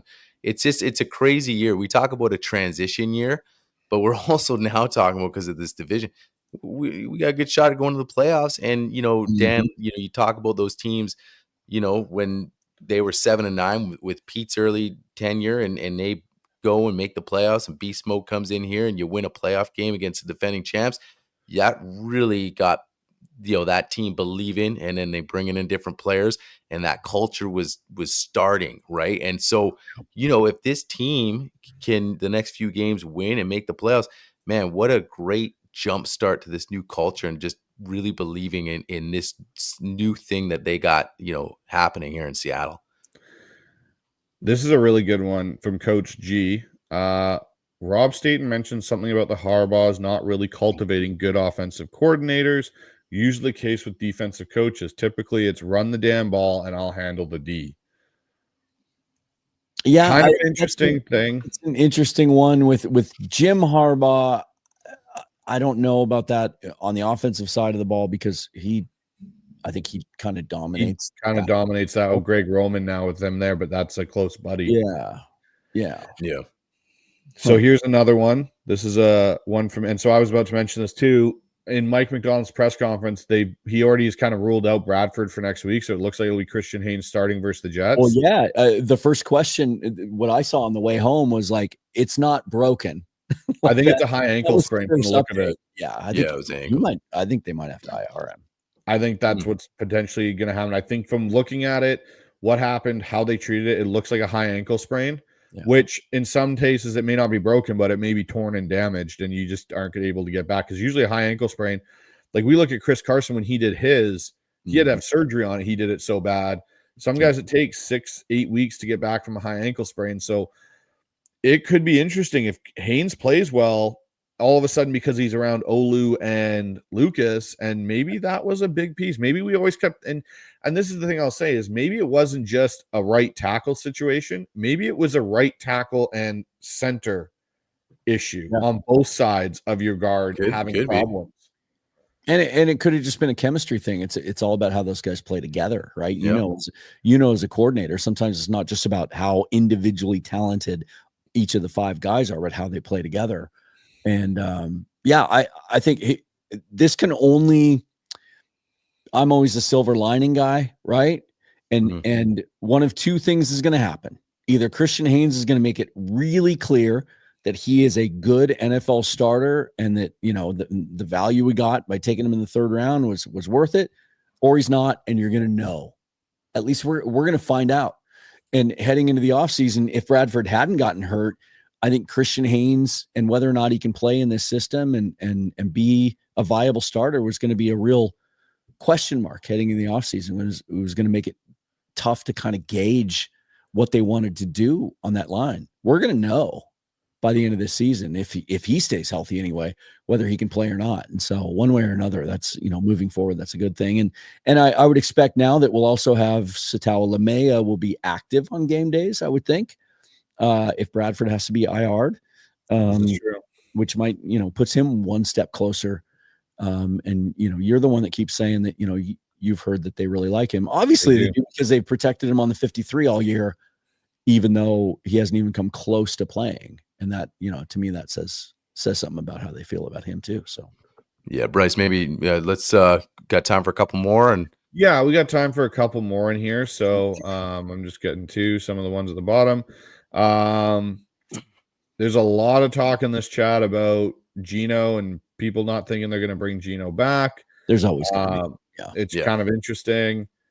It's funny to me though that you could watch this team play and think that that's the problem.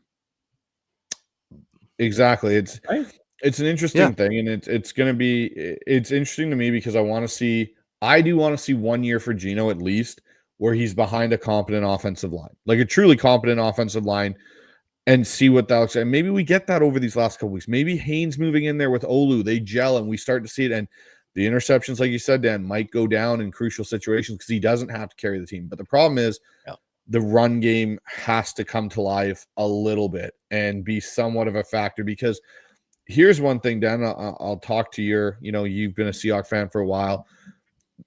Our offense this year reminds me very much of that 2006 to about 2007 after the Super Bowl run, when Sean Alexander started to fall off and wasn't the same running back, and we couldn't run the ball. He had like 2 games in that time, Green Bay snow game, and one other game where he ran and broke 100, but that turned into more of Matt Hasselbeck throwing the ball.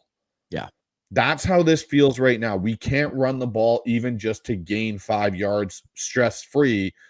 We barely can move it in a lot of ways. And so, Coach G says, Geno probably not going to be back. Even with the playoff run, he's not really a fit for Mike McDonald's version of offense. I don't know if I totally agree with that, because I don't know what Mike McDonald's version of offense is, because I don't know if it's what he had in Baltimore. And that's an interesting comment, because does that mean you think Mike McDonald wants a quarterback who's not as good throwing the football down the field? Like, Mike McDonald's vision of offense is to be able to be more physical and effective running the football. Are you implying that Geno's not good enough at handing the football off?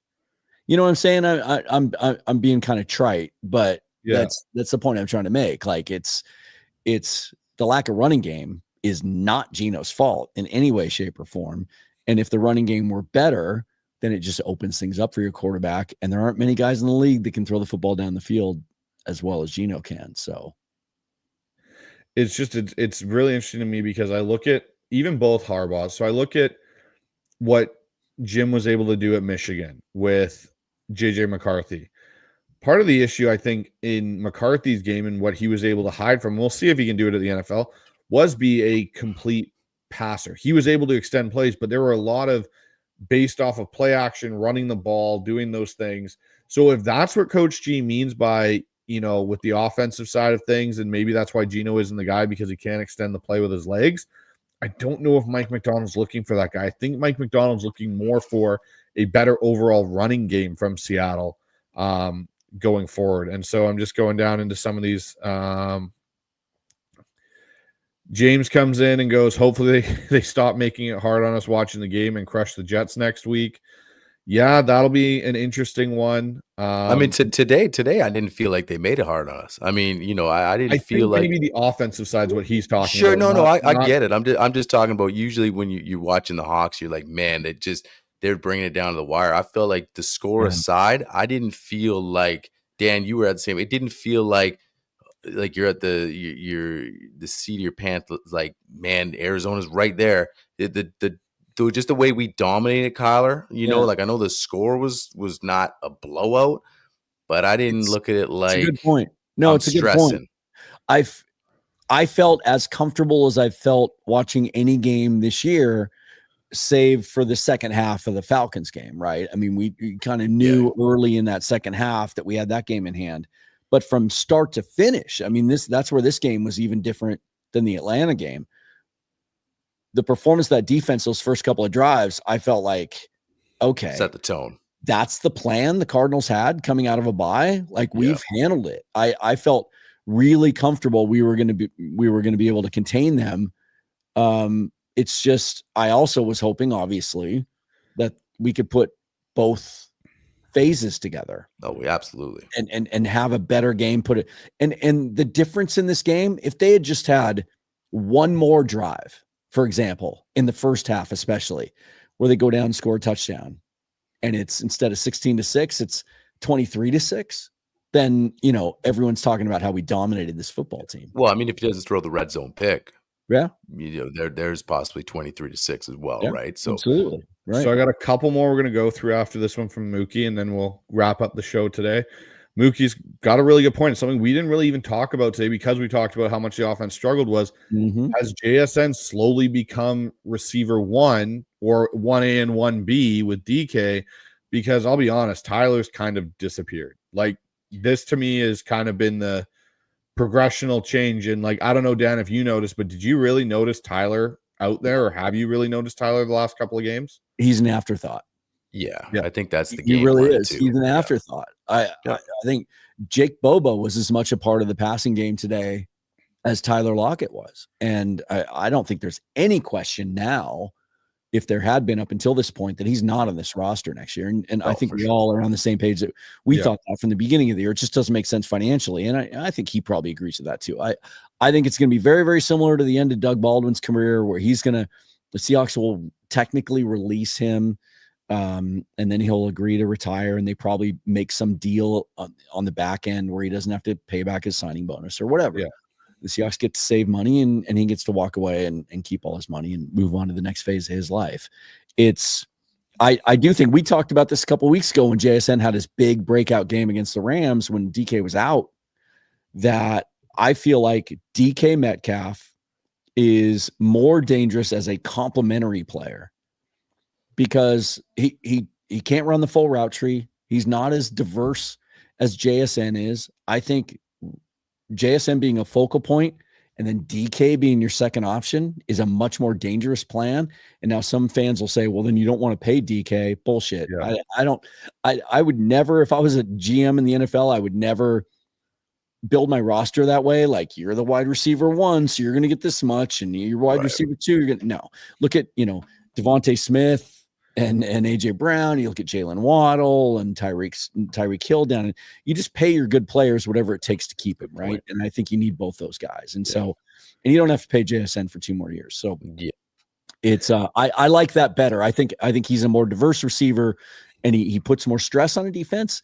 But then the second you start to pay more attention to him, man, I think DK is gonna feast on that and get some big plays out of it. and it's a good problem to have too, because there was just even a little while ago we were wondering about, hey, is JSN like living up to what the potential that he the number 20 overall pick? So throw it out there if you want him 1A, 1B, whatever. As long as both these guys are on the roster, that's all I'm concerned about. Yeah, and people are so quick to get romanticized by the unknown and what could be next, right? Right. Let's get and look, there's some validity to this. I don't want to dismiss everyone who feels this way. There's some validity to the idea that like maybe you trade DK and you get a 2 and a 4 and you save $25 million against the cap and JSN's your number 1. Okay, how hard is it to replace DK? Right. And you're going to go back to where you have JSN and then a bunch of just dudes, right? And here's the example. As a fantasy football player, how many of you took Xavier Worthy this year thinking, oh, he's a first round pick. He's with the Chiefs and Pat Mahomes, and he's the deep threat. He ran a 4.2. We all watched the combine. He's been garbage. Yeah.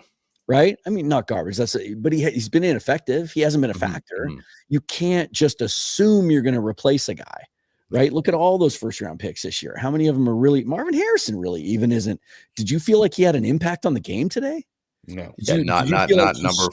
No, he didn't. Not number 4 overall pick. Yeah. Yeah, it's not that. Not that he won't, but yeah, to your point. Yeah. Yeah. All right. So I've got 2 more to do after this, and then we're done for the night on the Q&A. And we really appreciate everyone and their comments they've been dropping in from Dan's channel and ours. So yeah. Coach Dan, G but just before you there. get into it, Dan, just real quick, appreciate you coming on and joining us on HawkZone here. Like, love having you on and your insight, and glad you're hanging out with us this long. It's awesome. Always. And for all my viewers that are in here, subscribe to their damn channel, would you? Getting so close to 1,000 subs. That's a big milestone in the YouTube universe. So give these guys a sub, would you? Appreciate that. So Coach G comes in here and he actually clarifies what he was talking about in his previous comment, which I appreciate. So he's implying that Geno is too risky with the football.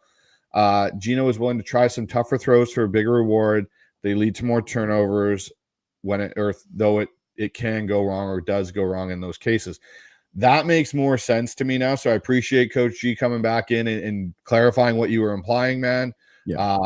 It was, really, really big for us to get this, because now I understand. And I kind of agree. Like, I don't know if that jives with Mike McDonald, but the question is right now, is there a better option out there? Like, maybe can you temper some of that with a more effective run game like we talked about, and not putting Geno in those passing situations where you have to throw it there and he has to feel like the weight of the world's on his shoulders because they can't run the ball for anything.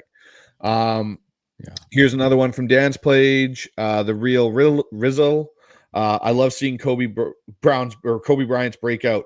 I love it too. I have been banging the table since the offseason. Dan knows it. Ryan knows it, that this guy was one of my guys that I thought was going to be a huge impact player eventually for Seattle once they moved into safety. And he's definitely having dividends there. Golden Hawk says, like Dan says, keep DK. I don't want Bobo as our number 2. Yeah, that's the scary thing. Lockett, like we said, is not going to be here. Gone. Yeah. Bobo is a scary number 2 to have. So, that's kind of where you're kind of at. Brandon Myers, like the video. Thank you, Brandon, for the support. Really appreciate it.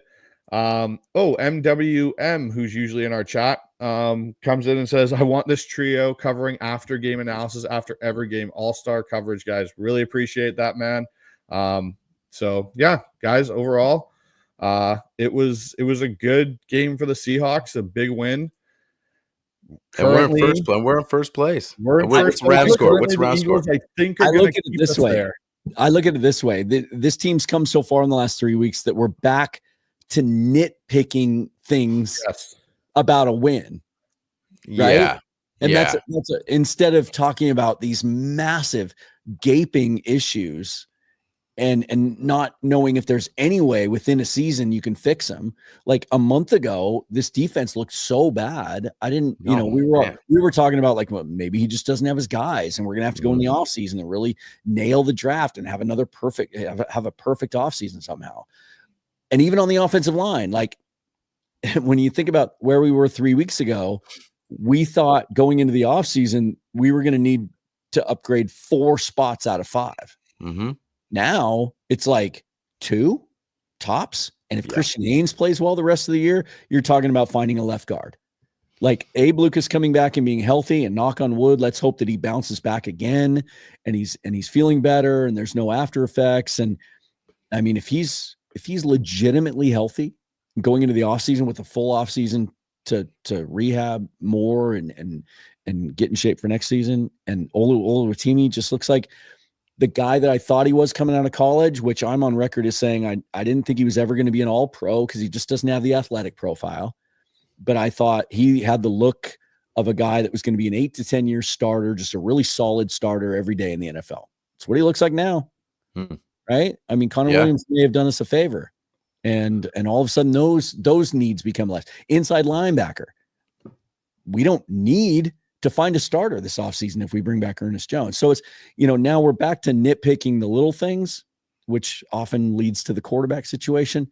It's a good problem to have. It is. It's a far cry from where we were a month ago. And now we're talking about a team that, again, 10 minutes and 42 seconds left in the game. Philadelphia leads the Rams 27-14, and they're in the red zone. AJ Brown just dropped a ball in the end zone. So, Rams are going to lose. Seahawks are going to be in first place all by themselves, and the schedule looks a little more favorable for them moving forward than it does their opponents. It's amazing the difference a couple of weeks make, right? It's exciting. It's an exciting year, and I think Bryce and I said that from the beginning. Enjoy this ride. Like, it's not going to be perfect. It's been a hell of a roller coaster. What you just mentioned on both sides of the ball. I mean, it's just, and that's the thing I think people also got to put into perspective. Enjoy the ride, enjoy the season, and we critique things, but just enjoy this ride because I mean, tonight was fun as hell, and I just love the direction, and when the defense gets rolling like that, it just doesn't get any better. So for me, man, I'm just gonna as we all will probably go back and watch this game, watch some tape, and just take it all in, enjoy it, and so should these guys. Enjoy this win tonight, and then get back to work. But because they deserve it, man. They're just the way they've responded and come back and now leading the division. It's freaking awesome, man. Yeah, it's a lot of fun. At the beginning of the season, I think we were mostly on the same page. That I know I said on my show. And after the 3-0 start, this kind of changed. I got kind of caught up in it. But I literally said wins and losses do not matter to me this year. In fact, I did not go through the schedule at the beginning of the season like I normally do and try to predict it. Now, coming off the Detroit loss, I felt good enough about where we were headed that I then got maybe a little bit over optimistic. But all I cared about was at the end of the season, I wanted to see that this new coaching staff knew what they were doing and that we were starting to see an identity going into the offseason. We knew what we were building and that we had a chance to be something special. I think we're seeing that now, and we may have a chance to win the division. Like that's just bonus. That's frosting on the cake. That's a win-win. And it's really, really exciting. It's a lot of fun. It is. Yeah, no, I'm total agreement with you guys. It's going to be a fun finish to this year. And, Dan, to one point you said there about Olu, I wonder if actually having Connor Williams in here, even though he didn't last the whole year, but just his ability of being a high-tier center when he was playing made a difference for Olu to learn from somebody. Because at that point, Olu didn't have, Evan Brown wasn't a top-tier center to learn from. And I think maybe he learned a few things from Connor Williams being here in Seattle and has helped his game. And, kind of like Adrian Peterson helped out Rashard Penny for that period of time when he came into Seattle for those couple of games a few years ago. But the thing I'll say is I sent you both something I think you should watch. It's a rep today from Leonard Williams, and what he does to Evan Brown is just completely utter domination. It's something that I'm going to watch all week. along with Kobe Bryant's, montage and respect to Marshawn's beast mode moment at the stadium today, which was awesome to see. So I'm glad you brought that up again, because I think we barely talked about Leonard Williams, and he even said, I did catch this in his post game. He even said he thought this was the best game he'd played as a Seahawk. And I don't think there's any question. I mean, he had 6 tackles, 3 solo, 2.5 sacks, 3 tackles for loss, a pass defensed, and 4 quarterback hits. He was a monster. Up until about 3 weeks ago, he kind of looked like that guy that was just going to be sort of occupy blocks, kind of do his job, take up a gap, but maybe not fill up the stat sheet. He's playing like an elite player the last couple of weeks. And I think that, again, that just speaks to, it kind of reminds me, and you mentioned this name earlier in this broadcast, what happened with Justin Madubuike. It took him until his 3rd year to really break out. And once they figured out like how to use him, the role to put him in, he got comfortable with that. Then the talent came to the forefront, and you saw how great a player he was. I think that's happening now with Leonard Williams. I think it's happening with Kobe Bryant. I think it's happening to some extent, even although he doesn't consistently make splash plays, with Draymond Jones. He's a usable player now, right? That's doing some good things. And then I think we're going to be having this conversation next year about Byron Murphy, because I think he's playing out of position right now. And he's not in a position to where he can really do what he does best. And so I just, I know I've said it already. I'll say it one more time, and then I won't say it again. I promise. It's amazing what a difference that bye week made in this team. You hear about teams that self-scout and self-analyze and make changes. They made some big ones, and you see the results of it. And it's just it's one of the things I enjoy most about football and watching teams. We saw some Pete Carroll teams do this that we didn't think were very good at the beginning of the year, and they got better and better and better as the year went along. I think we're seeing that out of this team. And regardless of what happens the rest of the year, I think we're starting to see that there's a lot of reason for optimism moving forward. Yeah, no, there is. Great points, guys. Appreciate everybody coming in and hanging out with us for this live stream, celebrating this victory and, just breaking down the game. And then Dan, we appreciate you coming on, guys. Anybody on our channel that hasn't yet subbed to Dan's, go over to Seahawks Forever and give him a sub too. But Dan, we appreciate you coming on, chopping up Hawks. And guys, first place in the division. Let's enjoy it. And we have the Jets coming up. It's going to be, let's just go. Yeah, let's go smack them. And I hope Aaron Rodgers is playing, actually, because that'll just make it more fun. So, right. Yeah. So, but guys, that's it tonight. Go Hawks. Go Hawks. Go Hawks.